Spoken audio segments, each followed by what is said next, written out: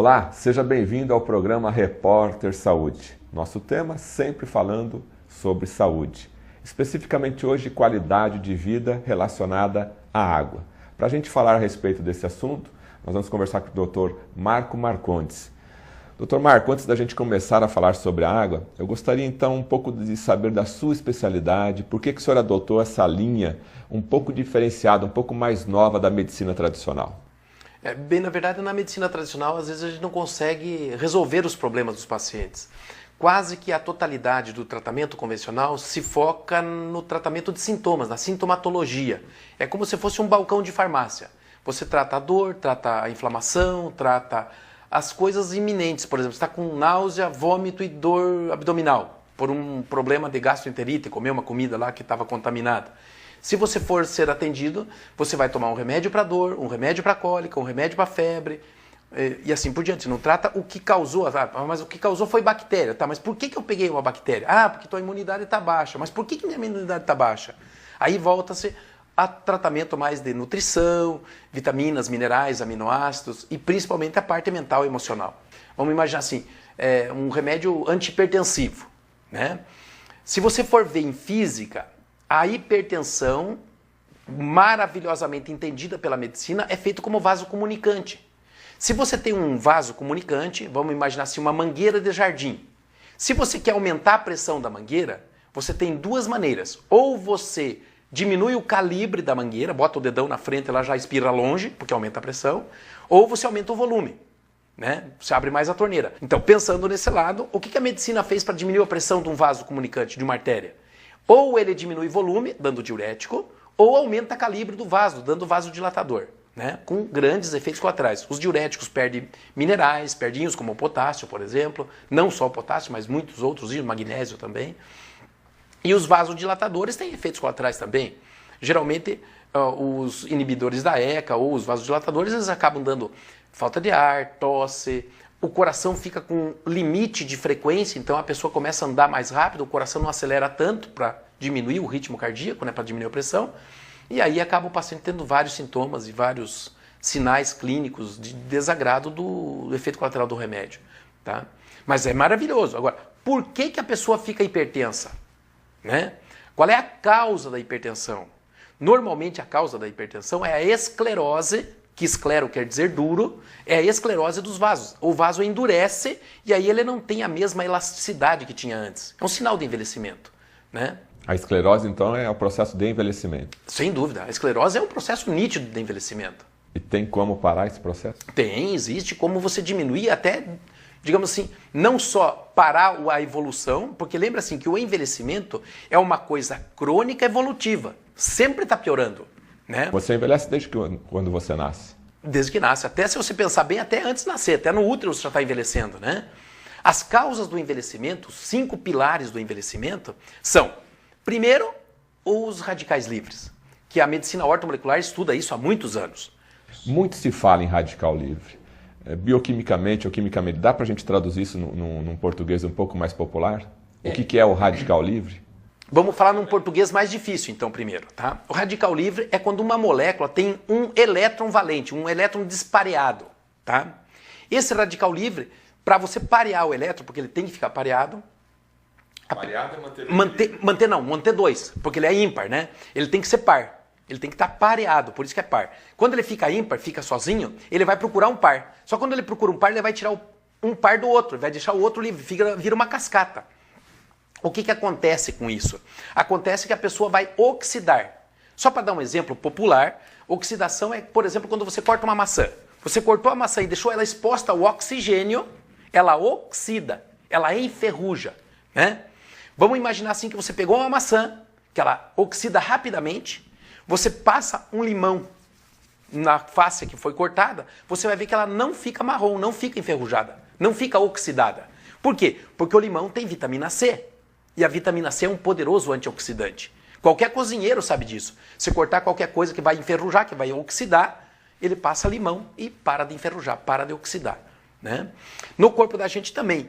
Por exemplo, quando você toma a vitamina C, eu estou dando só um exemplo bem popular, porque tem muitos melhores antioxidantes do que a vitamina C, mas a vitamina C é um antioxidante. A vitamina C é a que doa aquele elétron que está dispareado. É ela que doa. Está faltando? Está aqui, ó. Pronto, acabou a briga. Tá? Então, essa oxidação faz envelhecer, faz causar as doenças degenerativas. Tá?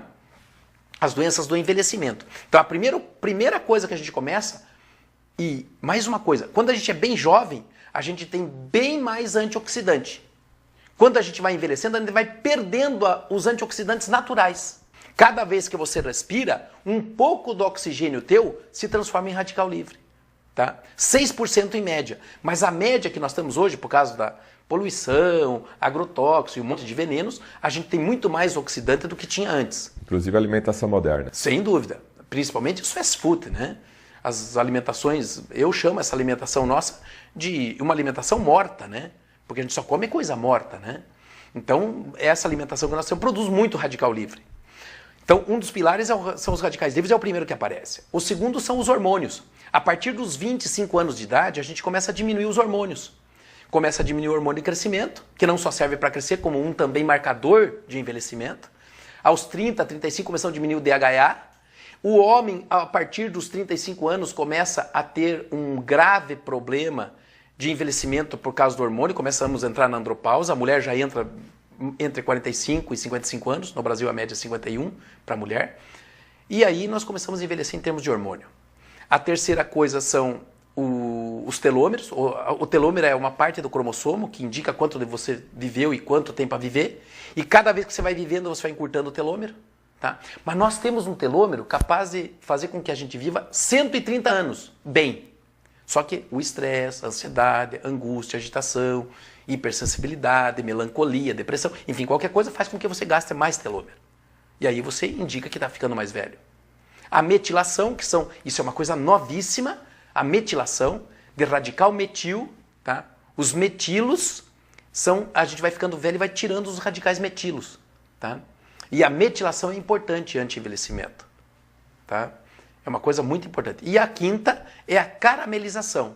A caramelização é o ajuntamento de proteína com açúcar, que ocorre, por exemplo, quando você coloca um frango de mercado para assar. Quando você coloca aquele frango, dali 2 horas ele está com cor de caramelo, porque juntou proteína com açúcar. Se um cozinheiro for bem experiente, ele passa um pouquinho mais de proteína ou um pouquinho de açúcar, fica mais caramelizado ainda. O corpo vai tendo isso naturalmente, vai caramelizando ou glicando, tá? Essa glicação, voltando ao início, é a causa da esclerose dos vasos, que esclero, lembra que eu falei que era duro? Ele vai endurecendo o vaso, aumentando a pressão e tal. Então essas são as causas do envelhecimento. Nós estamos conversando aqui com o Dr. Marco Marcondes e nessa breve introdução, que foi bastante genérica, a gente já entendeu um pouco o processo de envelhecimento. Agora, no segundo bloco, vamos entender como que nós podemos evitar isso para termos mais qualidade de vida.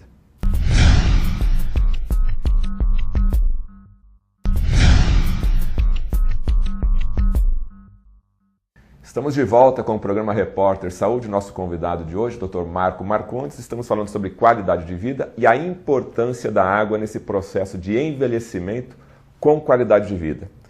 No bloco anterior nós falamos como que se inicia esse processo de envelhecimento. Agora, quais são as alternativas para retardarmos isso e ao mesmo tempo já falarmos da importância da água? Porque muito se fala de água, mas a gente observa que a população, água é tudo igual. Água da torneira, uma água mineral, basicamente é a diferença máxima que a gente observa aí. A garrafinha de plástico, está tudo resolvido. Ninguém lê rótulo. Se for tomar um vinho, ele para 1 hora para escolher o vinho. A cerveja, hoje até a população já está escolhendo a sua cerveja. E a água, deveríamos ter um cuidado maior para escolher a nossa água e ela influencia no processo de anti-envelhecimento?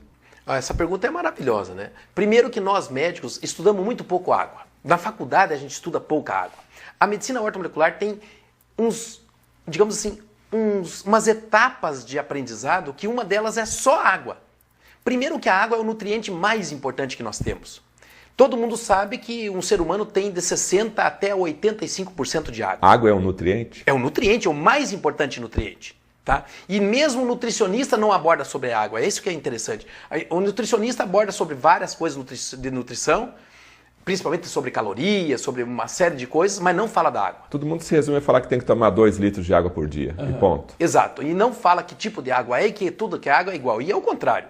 O estudo, como eu falei para você, o estudo da ortomolecular Tem várias etapas de estudo só da água. Por isso que é importante a água nesse processo, não só anti-envelhecimento, como também em saúde. Tá? Não só para prevenir o envelhecimento. Por exemplo, o médico não sabe, por exemplo, você já foi num médico que te orientou sobre água? Não, nunca. Não, né? Então nós médicos precisamos orientar sobre água. A água tem algumas propriedades dentro do corpo da gente. Como eu falei para você, nós podemos ter de 60% até 85% de água. Um bebezinho tem muito mais água do que um velho. A gente vai envelhecendo e vai desidratando. Nessa proporção, quer dizer que uma pessoa adulta com uma faixa de 70 quilos... Tem 50 quilos de água. 50 quilos de água. Você imagine, tá? É muita coisa. É importante, então. É importantíssimo. É o nutriente mais importante. E a água é um nutriente. Primeira coisa que nós temos que ver com a água hoje em dia é o frasco da água. Tá? Aquele frasco de plástico, que 90% da água que a gente vê e é vendida em frasco de plástico. Aquele frasco, submetido ao calor, ele produz um hormônio feminino chamado xenoestrógeno. E esse estrógeno é o estrone, que é o E1, tá? E ele é altamente proliferativo. Inclusive, o câncer de próstata se deve a ele, tá? O câncer de mama. Alguns órgãos têm muita sensibilidade ao estrogênio. A mama, a próstata, o endométrio, que é do útero. Mas qual a origem desse plástico, quando aquecido, com a própria temperatura do ambiente, liberar um hormônio, o estrógeno mais ou menos? É possível isso? É possível não, isso é real. Você aquece um pouquinho aquele plástico, tendo água, ele sai do plástico um hormônio, chamado xenoestrógeno, que ele entra no receptor E1, no estrogênio 1, no estrone, que é proliferativo. Tanto o plástico do garrafão de 20 litros como a garrafinha plástica. Tá? Muita gente quando fala assim, diz, não, doutor, mas eu só uso água na temperatura fria, eu nunca esquento a água. Mas o grande problema é quando ela foi fabricada lá e ela sai do caminhão, ou sai embalada, o caminhão fica rodando para ser entregue, esse caminhão fica fechado. Se você for num baú de caminhão que entrega água, você vai ver que essa água chega até 50 graus. Tá? É fechado, a luz ambiente do sol. Ela já liberou o xenormônio por causa disso. Tá? Esse e ali já ficou armazenada naquela água e não sai mais. Não sai mais. Aí quando você bebe aquela água em frasco de plástico, seja no copinho, seja no garrafão de 20 litros, ela tem hormônio, o xenoestrógeno. Tá? Essa é uma das coisas importantes. Na minha opinião, a primeira, vai tomar água? Tome em frasco de vidro. Me permita aqui um parênteses. Falando em plástico, a gente lembra da mamadeira. Você está falando que a importância do plástico da água, né? E a mamadeira de plástico com leite aquecido em micro-ondas? O leite também tem água. A maior parte do leite, aliás, o leite é água, com alguns nutrientes dentro dessa água, né? Mas o leite é água, tá? A gente diz assim, o cara não bebe água, bebe cerveja, mas cerveja é água, com algumas coisas dentro da água, né? O leite é água, com alguma coisa dentro dessa água, né? Então, para aquela mãe que está dando de mamar ainda na mamadeira, algum cuidado especial? Mamadeira de vidro. Esse é o cuidado especial. Voltar antigamente. Voltar antigamente, sem dúvida. Tá? Porque o plástico produz xenoestrógeno. Então, outra coisa que nós temos que ver com a água é o pH da água. Uma água, para ser boa, tem que ter um pH acima de 8, pelo menos. Porque a água ácida vai acidificar teu corpo. Lembre que uma criança é totalmente alcalina, um velho é ácido. Tá? Nós vamos acidificando ao longo do tempo. E todas as doenças degenerativas e crônicas, inclusive o câncer, só se manifesta em meio ambiente ácido. Tá? Se você quiser melhorar o meio ambiente do teu corpo para não produzir câncer, a primeira providência é alcalinizar o corpo. E uma delas é tomar água. Lembra que teu corpo é 70% de água. Essa informação referente que o corpo ácido propicia um ambiente de doenças, inclusive o câncer, ele tem estudo científico para isso? Sim, o Dr. Simoncini é um dos caras que mais estudou isso. Aquele médico italiano que fala para você pôr até um soro de bicarbonato, que é um alcalinizante. Isso ficou famoso no mundo inteiro. Não, nossa, isso é pesquisado no mundo inteiro. O cara que mais pesquisou isso foi o Dr. Simoncini. Então, o pH é muito importante e água ácida, então, e tem hoje água ácida no mercado? Como que a gente consegue observar ou não? A maioria da água é ácida. A maioria da água é ácida, tá? Lembrar que o pH ideal para uma água, para você beber, é acima de 8. É obrigatório, todo frasco de água, ter lá o pH da água. Esse pH é na fonte. Depois que você tira da fonte, ele se torna mais ácido. Mas nem vamos falar disso. Vamos só falar daquele pH que está escrito na água, tá? Então você pega um frasquinho de água, está lá escrito pH na fonte. Você vai buscar ela, tem que estar acima de 8. Raramente tem uma água acima de 8. Tá? Eu não vou falar aqui de marca de água, nem a que é boa, nem a que é ruim, tá? Porque vai virar propaganda, eu não quero fazer isso. Eu só quero dizer para você que o ideal é ter uma tecnologia, e existe já isso até no Brasil, tá? Depois nós podemos falar sobre isso. São filtros que alcalinizam a água e dão propriedades específicas para a água, voltado a esse estudo. Tá? E quando você toma essa água, o corpo agradece? Nossa, maravilhosamente. Isso é extremamente importante. Agora, se o estômago, onde o primeiro órgão que vai cair essa água, ele é ácido e você está tomando uma água alcalina, o que acontece fisiologicamente? Não vai neutralizar essa alcalinidade? Não, quando o estômago vai tomar água, ele não joga essa acidez para a água, tá? Ele vai jogar para a comida, para quebrar as moléculas de comida. O estômago tem que estar ácido, mas para digerir comida, não para digerir água, tá? E a água não alcaliniza o pH do estômago. É interessante. A mucosa então vai produzir esse ácido, vai liberar esse ácido quando você vai comer, vai ter alimento. Mas quando você vai tomar água, ele não joga esse ácido. Por isso a importância então de tomar uma água com pH elevado, que é um pH alcalino, para poder ajudar o organismo. Sem dúvida. Quais outros fatores? A tensão superficial da água. Deixa eu tentar fazer para você saber o que é tensão superficial que eu faço para os pacientes. Eu já deixo isso aqui para mostrar para o paciente. Tá? O que é tensão superficial? Tá? É rapidinho. Ó, tá vendo essa água aqui? Ela não formou uma bolha? Ela não ficou escorrida, ela formou uma bolha, não ficou? Sim. Se eu quiser furar a bolha, eu faço assim, eu furo a bolha de água, né? Ó, tá vendo? Eu furo a bolha. O que mantém essa água em bolha e não escorre? Pode ver, se você pegar um copo de água, você encher o copo de água até aqui, você pode até encher um pouquinho mais, ele fica um pouquinho mais cheio. E aí se você chegar uma agulha aqui, ela vaza, né? Então, essa bolha de água, para manter essa bolha, existe o que eles chamam de tensão superficial da água. É uma propriedade da água. Uma propriedade da água. Se a água tiver uma tensão superficial muito grande, como essa que nós estamos vendo, tá? Ela mantém a água presa. Então, para a água ser boa e fluir no corpo, ela tem que ter uma tensão superficial bem baixa, para quebrar mais rápido. Tem pessoas, lembra que no vaso, ela tem que entrar em qualquer capilar essa água.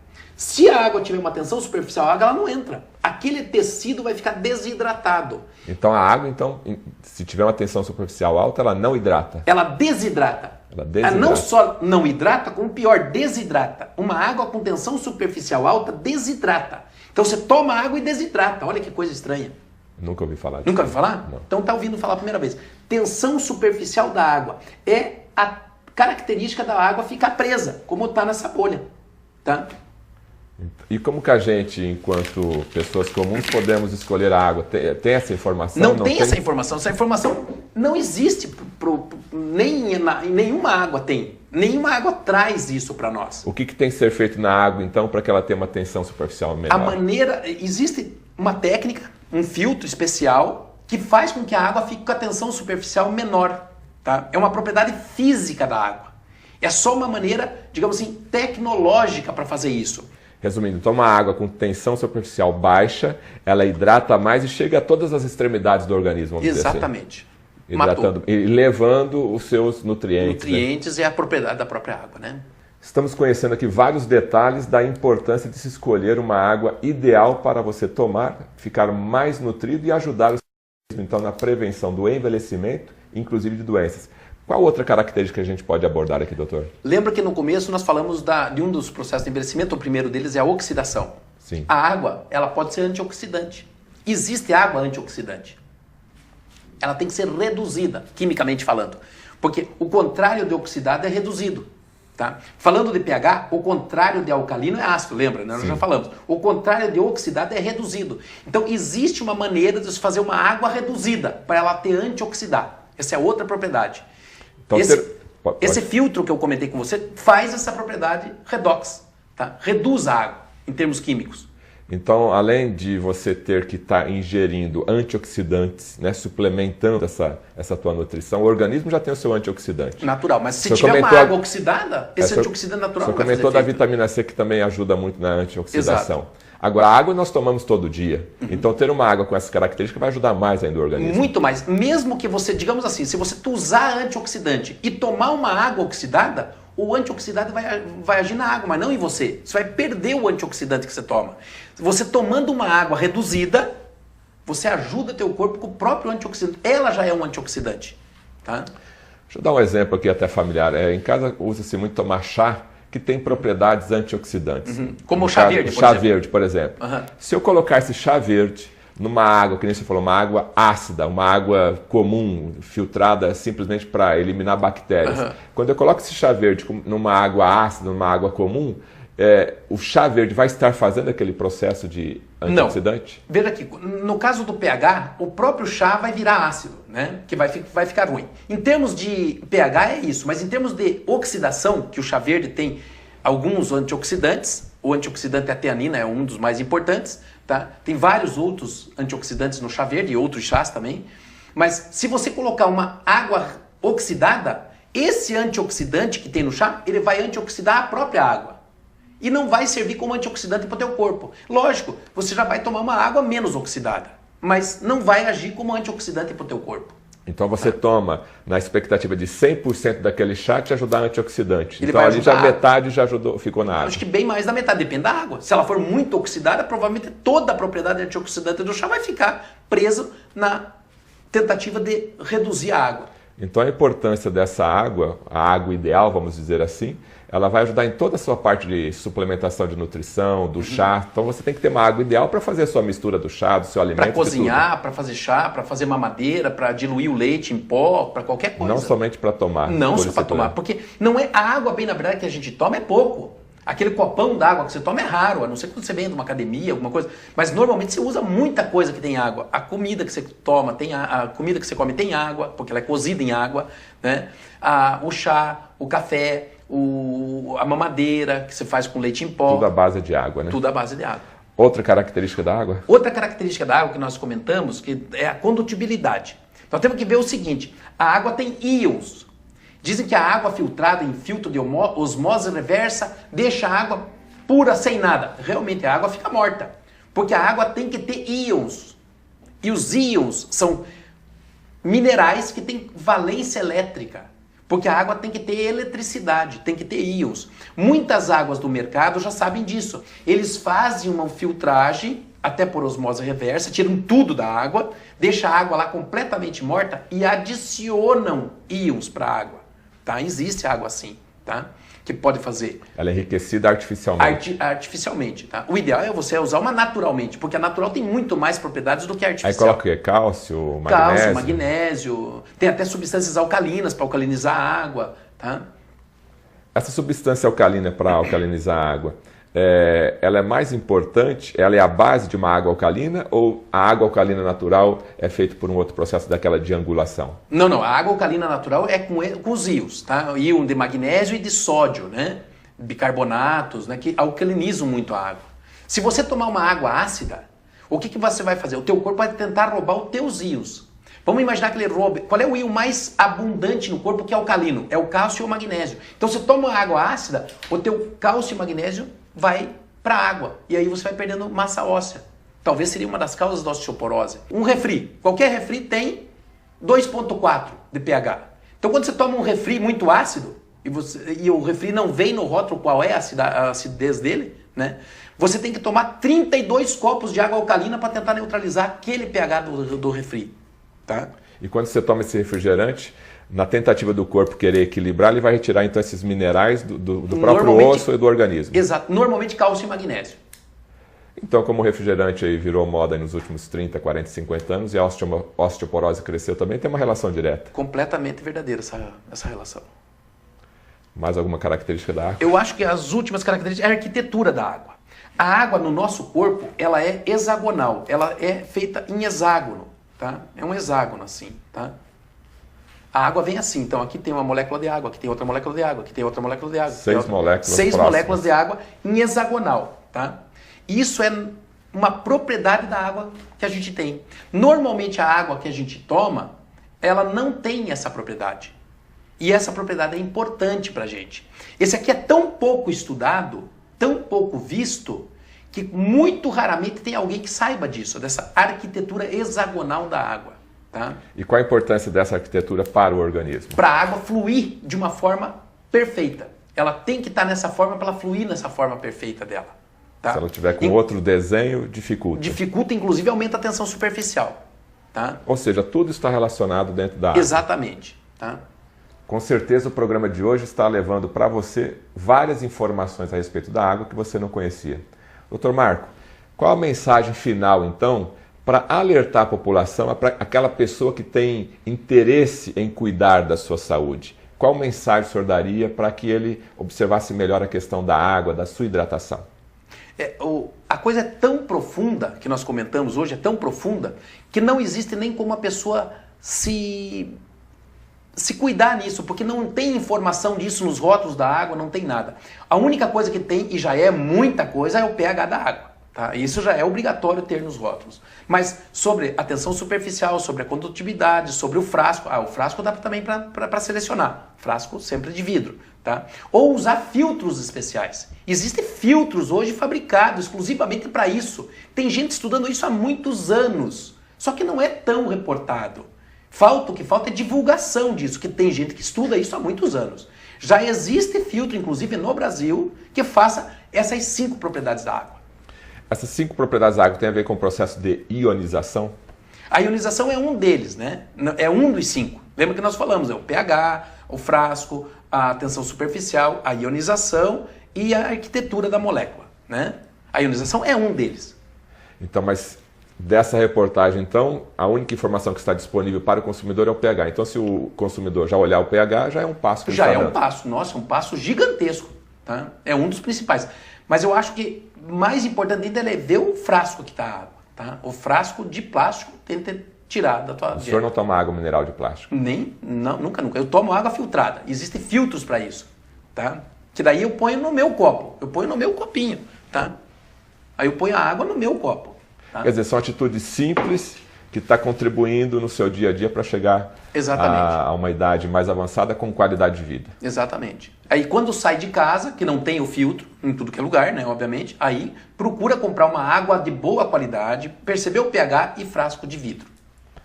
Ok, conversamos hoje aqui no programa Repórter Saúde, matéria especial sobre a água, com o especialista Dr. Marco Marcondes. Até o nosso próximo encontro.